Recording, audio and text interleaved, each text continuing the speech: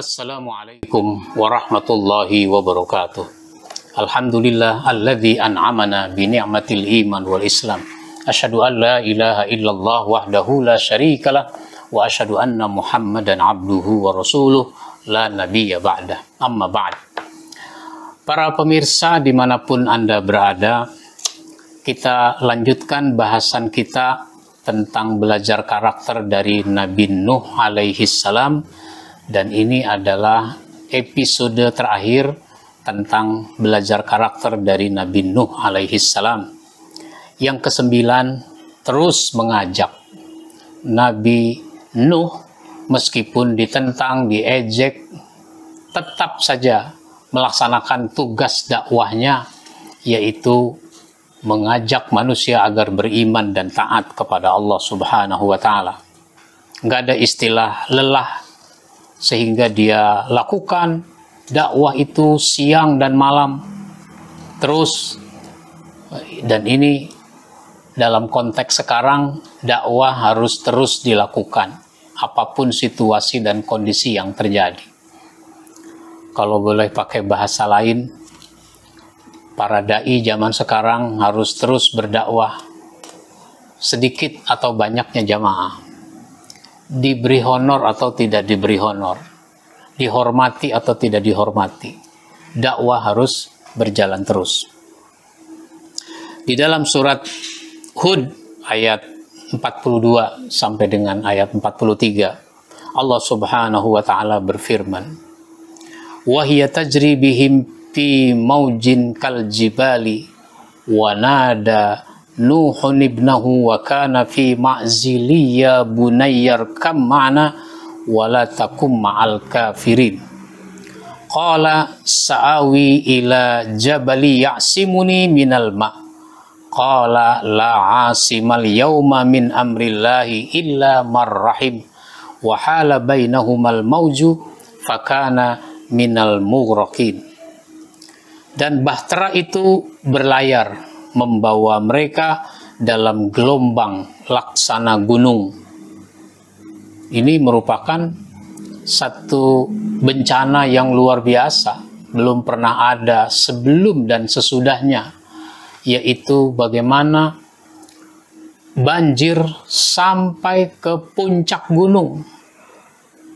Dan Nuh memanggil anaknya, sedang anak itu berada di tempat yang jauh terpencil.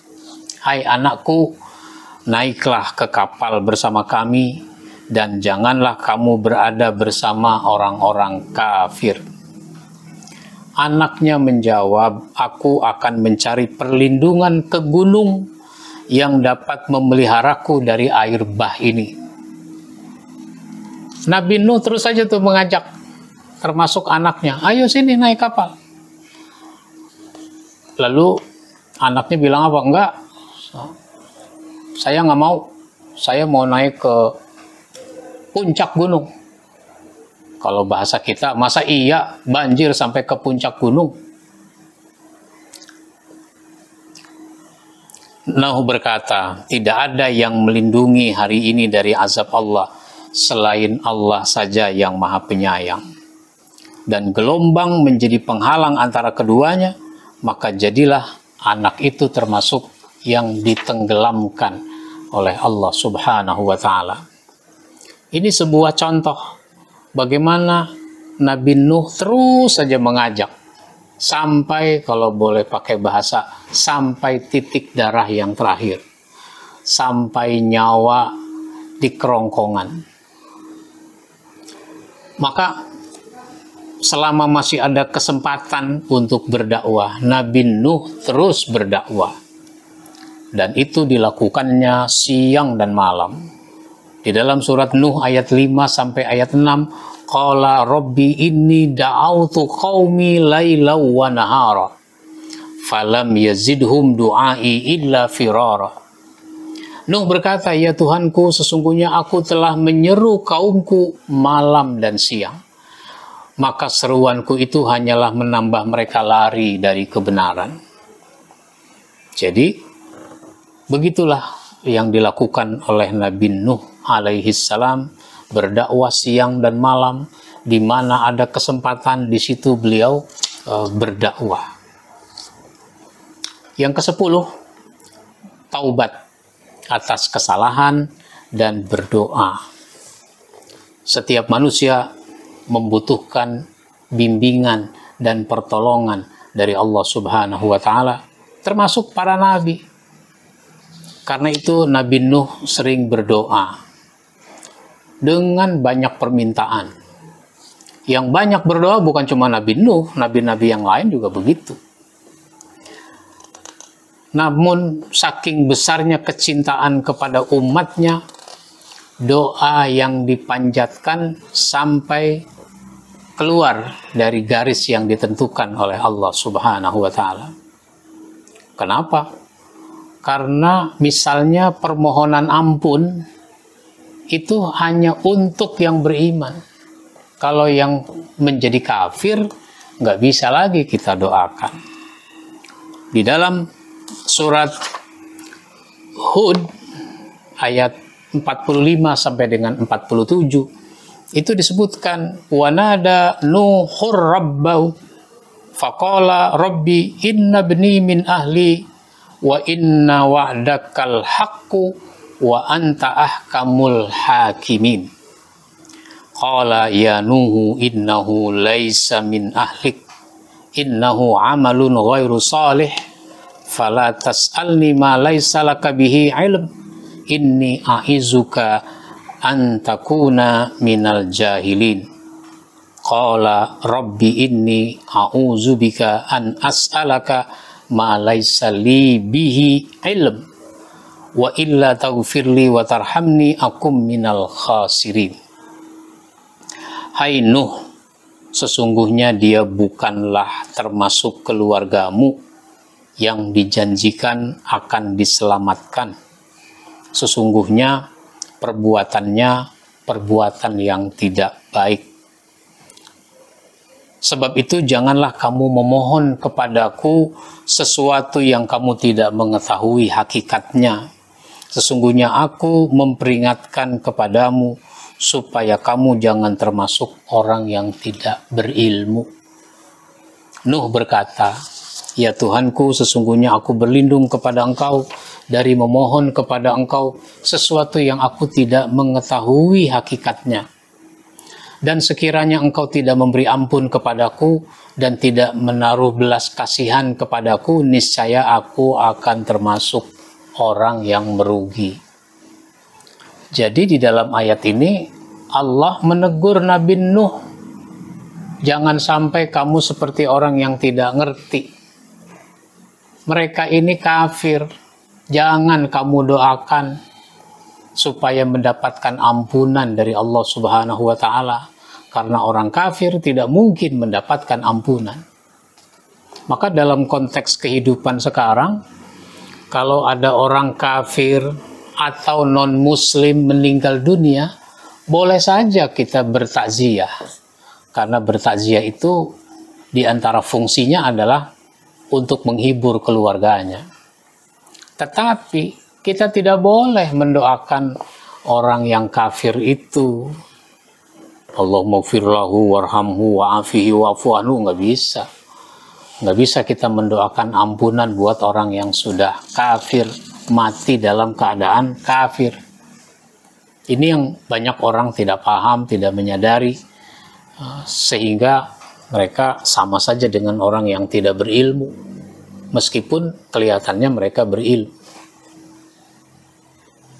Maka Nabi Nuh memohon pada Allah agar diampuni atas kekeliruannya itu, karena sudah terlanjur mendoakan anaknya, mendoakan umatnya yang dalam keadaan kafir. Yang terakhir yaitu bersyukur dan berdoa. Syukur itu dari kata syakaro yang artinya membuka. Orang bersyukur adalah orang yang tidak menutup-nutupi bahwa kenikmatan itu dari Allah Subhanahu wa Ta'ala.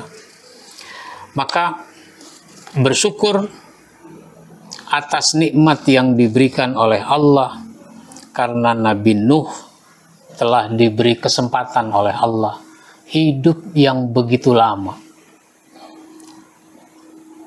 dia bersama umatnya saja 950 tahun. Sesudah umatnya diazab, beliau masih terus lagi berdakwah, biar supaya orang menyadari dan seterusnya, sehingga beliau diceritakan wafat dalam usia 1300 tahun. Nah itu di dalam surat Al-Isra ayat 2 dan 3 itu disebutkan, wa ataina Musal kitaba wa ja'alnahu hudal li bani Israila alla tattakhizu min duni wakila dzurriyyata man hamalna ma'a Nuh innahu kana 'abdan syakura. Dan kami beriman kepada Musa kitab, yaitu Taurat, dan kami jadikan kitab Taurat itu petunjuk bagi Bani Israel. Dengan firman Allah, janganlah kamu mengambil penolong selain aku, yaitu anak cucu dari orang-orang yang kami bawa bersama-sama Nuh. Sesungguhnya dia adalah hamba Allah yang banyak bersyukur.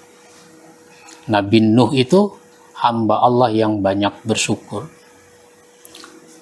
Oleh karenanya, Bani Israel harus belajar dari Nabi Nuh alaihi salam yang selalu bersyukur atas kenikmatan. Tapi sayang, banyak orang tidak pandai bersyukur, sehingga apa-apa yang diturunkan oleh Allah berupa ajaran, berupa nabi, itu tidak mau diterima. Orang-orang Yahudi misalnya, itu tidak menerima kerasulan Nabi Muhammad Sallallahu Alaihi Wasallam, karena mereka punya mau yang jadi nabi sesudah Nabi Isa, yang jadi rasul sesudah Nabi Isa, itu adalah dari kalangan mereka. Oleh karenanya, semua kita harus bersyukur dengan syukur yang sempurna. Bagaimana syukur yang sempurna? Itu ada 3. Pertama, bersyukur dengan hati. Bersyukur dengan hati adalah mengakui bahwa kenikmatan itu datang dari Allah Subhanahu wa Ta'ala. Yang kedua, bersyukur dengan lisan. Ucapkan alhamdulillah atas kenikmatan yang sudah Allah berikan. Begitu banyak kenikmatan, kita tidak mampu menghitungnya, maka ucapkan alhamdulillah atas kenikmatan-kenikmatan itu. Lalu bersyukur dengan amal. Gunakan apa yang Allah berikan itu untuk mengabdi kepadanya, untuk melakukan sejumlah kebaikan. Maka Nabi Nuh bersyukur, di antaranya adalah dengan melaksanakan tugas dakwah, mengajak manusia agar beriman dan taat kepada Allah Subhanahu wa Ta'ala. Meskipun di dalam dakwahnya harus berhadapan dengan berbagai macam kesulitan, berbagai macam tantangan, dan umatnya banyak yang tidak mau menerima pesan-pesan dakwah yang disampaikannya itu. Maka Nabi Nuh berdoa kepada Allah, qala rabbin surni bima kazzabun. Di dalam surat Al-Mu'minun ayat 26, ya Tuhanku, tolonglah aku karena mereka mendustakan aku. Disinilah para dai harus terus berdakwah, dan dakwah itu adalah salah satu dari tanda syukur kita kepada Allah Subhanahu wa Ta'ala, karena ajaran yang sudah diturunkan kepada para nabi, termasuk kepada Nabi Muhammad Sallallahu Alaihi Wasallam, itu harus kita sebarkannya lagi. Itu namanya tanda syukur. Kalau kita simpan ini agama, kita diamkan saja ini agama, tidak disebarkan, tidak diperjuangkan, tidak ditegakkan, meskipun kita menganut agama Islam, itu namanya kita tidak bersyukur. Nah, kalau kita bersyukur, kita sebarkan, kita dakwahkan ajaran Islam dengan cara-cara yang baik. Demikian bahasan kita tentang belajar karakter dari Nabi Nuh alaihi salam. Insya Allah kita akan sambung bahasan kita belajar karakter dari Nabi Hud alaihi salam. Mudah-mudahan bermanfaat. Mohon maaf bila ada hal yang kurang berkenan. Wassalamualaikum warahmatullahi wabarakatuh.